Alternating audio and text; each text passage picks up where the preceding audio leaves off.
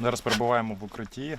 Щойно знімали, як російська армія, російські окупанти обстрілюють з різного виду озброєння Попасну, Новозванівку і просто зафільмували, як вони застосовують касетне озброєння.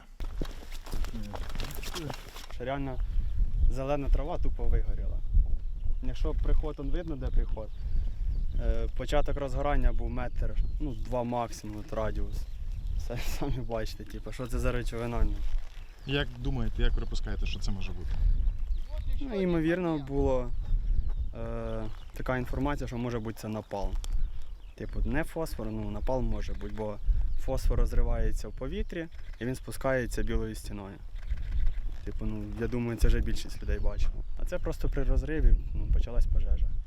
Вони розуміють, що пряма атака їм так просто не дасться. Можливо, вони не розраховують на свої сили та засоби. Ймовірніше, просто роблять якусь артпідготовку, порозбивати якісь стаціонарні позиції. Більшість, мабуть, для деморалізації, але особовий склад цьому не піддається, всі тримаються, всі розуміють, що іншого вибору навіть і бути не може. Ніхто навіть і не вибирає, чи воювати, чи не воювати, а всі просто роблять свою роботу.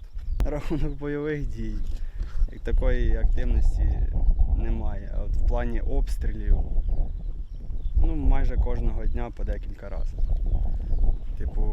Від найменшого калібру, це 82-й калібр, до реактивних всяких систем. Тут прилітало, мабуть,